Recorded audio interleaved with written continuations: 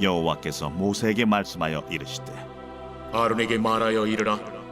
누구든지 너의 자손 중 대대로 육체에 흠 있는 자는 그 하나님의 음식을 드리려고 가까이 오지 못할 것이니라.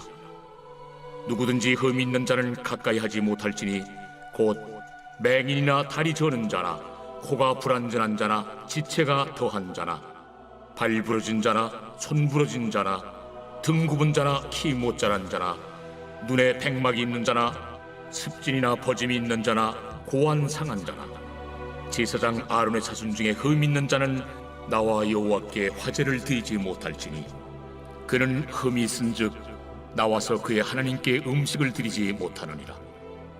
그는 그의 하나님의 음식이 지성물이든지 성물이든지 먹을 것이나 휘장 안에 들어가지 못할 것이요 제단에 가까이 하지 못할지니 이는 그가 흠이 있음이니라. 이와 같이 그가 내 성소를 더럽히지 못할 것은 나는 그들을 거룩하게 하는 여호와임이니라. 이와 같이 모세가 아론과 그의 아들들과 온 이스라엘 자손에게 말하였더라.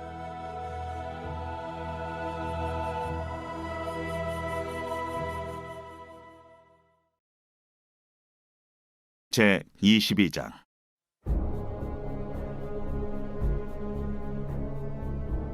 여호와께서 모세에게 말씀하여 이르시되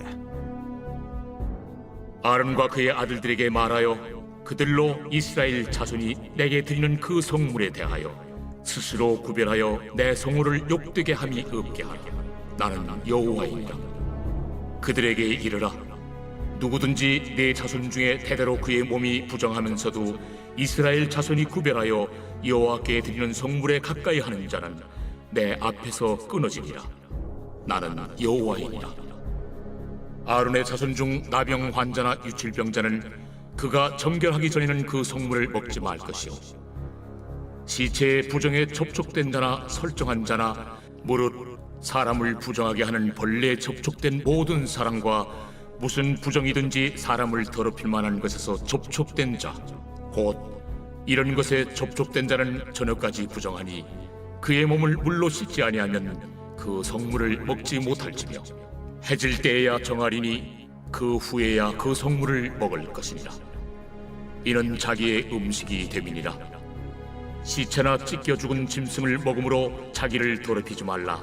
나는 여호와이니라. 그들은 내 명령을 지킬 것이니라.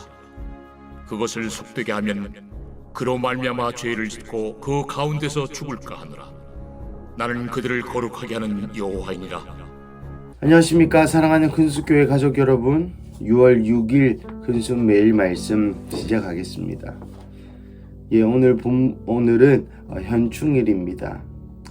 나라를 위해 목숨을 헌신하신 순국선열들과 또 수많은 희생하신 우리의 선조들을 또 기리면서 또 그 선조들의 희생을 통하여 지금의 대한민국을 세우게 하신 또 하나님께 감사하면서 오늘 하루를 보내시는 것은 어떨지요? 오늘 본문은 레위기 21장 16절부터 22장 9절까지의 말씀입니다. 21장 16절에서 24절까지의 말씀은 장애인에 대한 말씀입니다. 아론 자손 중에서 장애가 있었던 자들은 화제나 또 휘장 안에 들어가지 못하는 그러한 규례들이 있었죠. 그래서 이 사람들은 실제로 제사를 드리지는 못했습니다. 특별히 화제는 드리지 못하였지만 또 다른 제사들은 드릴 수 있었다, 아니 또 드릴 수 없었다 라는 또 수많은 학설이 또 있기도 하는데요.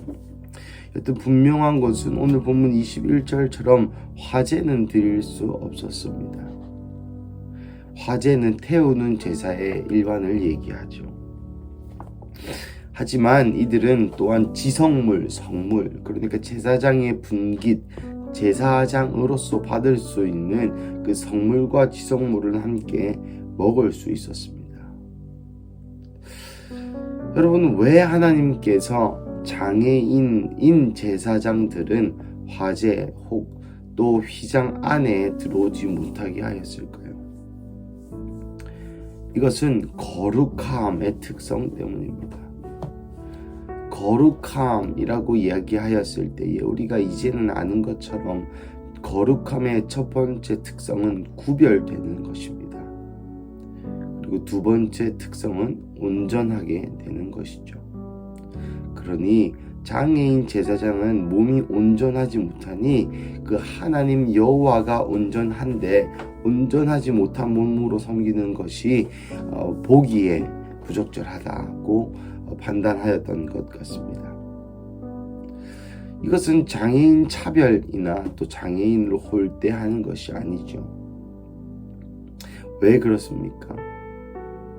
이 장애인은 이 제사장의 분깃에 참여할 수 있었기 때문입니다. 그러니 그들로 하여금 배척하고 외척하는 것이 아니라 오히려 끌어안고 배려한 측면이 있는 것이죠.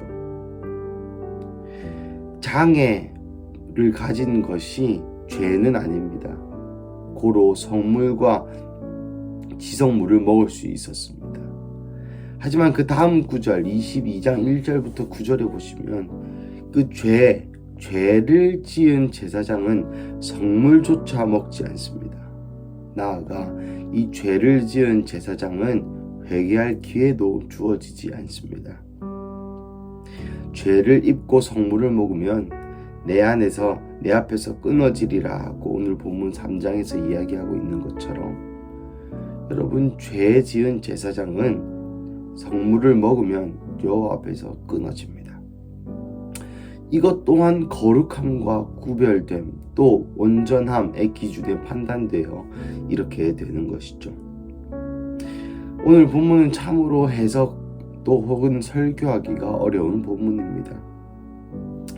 특별히 오늘 본문 8절 9절을 보시면 특별히 9절을 보시면 그들은 내 명령을 지킬 것이니라 그것을 속되게 하면 그로 말미암아 죄를 짓고 그 가운데서 죽을까 하노라 는 표현이 있죠. 여기서 속되다 하는 표현은 불경하다, 더러워지다, 세속적이다 라는 표현으로 만약에 그들이 그것을 자기의 삶을 세속적이게 하면 더럽게 하면 그것 때문에 죄가 되고 그래서 그 가운데서 죽는다 라는 원어적인 의미가 있겠습니다. 사랑하는 가족 여러분, 레위기서를 읽으시면서 왜 이렇게 했을까? 왜 장애인은 휘장 안에 못 들어갔을까? 왜 이 앞에 말하는 그 모든 죄들을 지으면 더러워지는 걸까? 하는 의문이 들 때가 종종 있습니다. 하지만 그 모든 의문 앞에 이 해결되는 것은 하나님이 죄의 근간이라는 것입니다. 근간이라는 표현은 옳지 않네요. 수정하겠습니다. 하나님이 죄의 기준인 것입니다.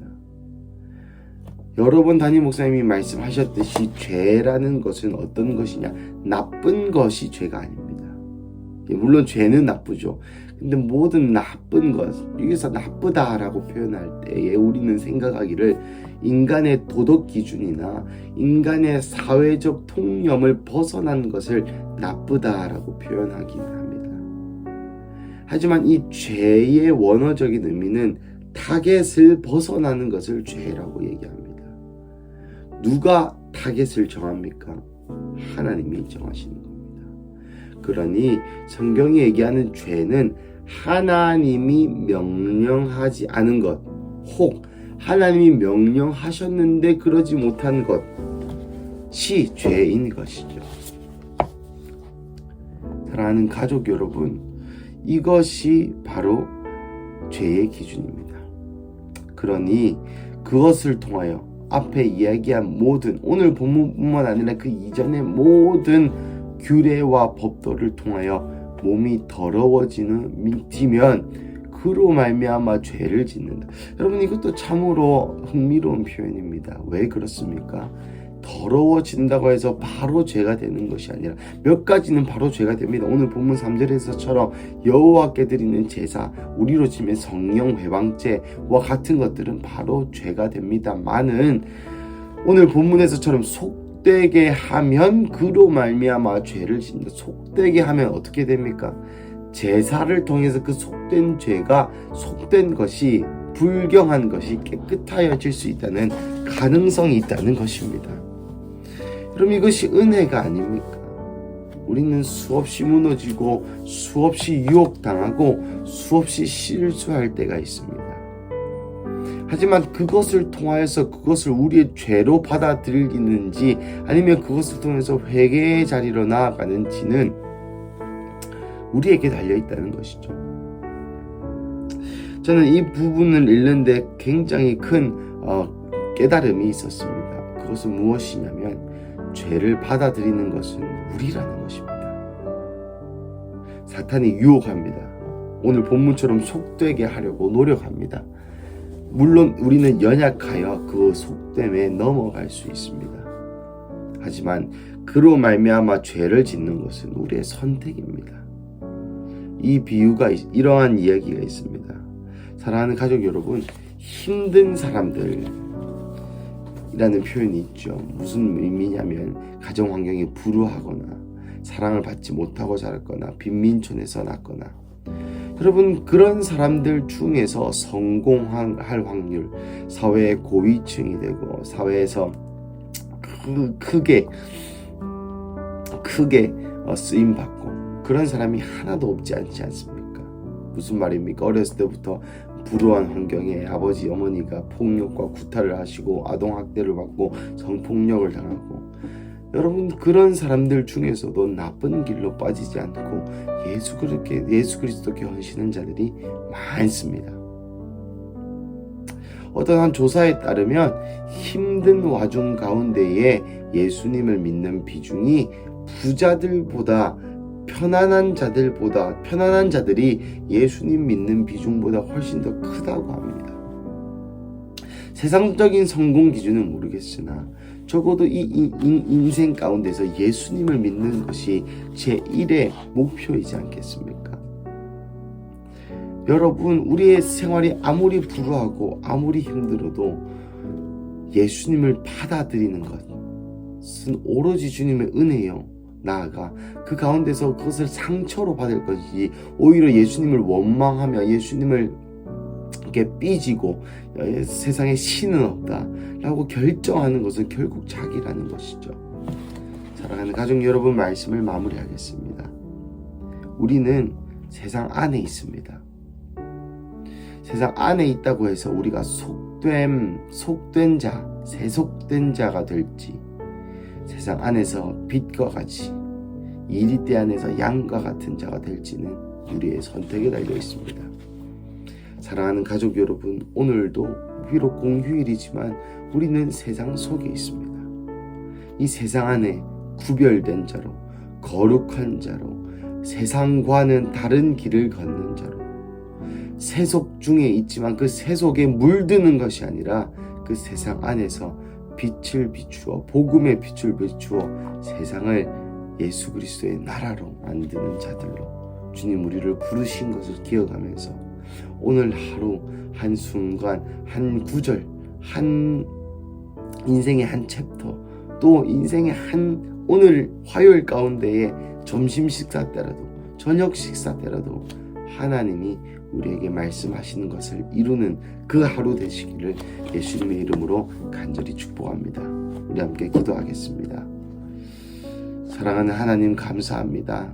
오늘 본문을 통하여 세속되지만 세속된 자가 아닌, 불의한 세상에 있지만 거룩함을 지키는 자들의 정체성을, 그 부르심을 다시 한번 말씀해 주시니 주님 감사합니다.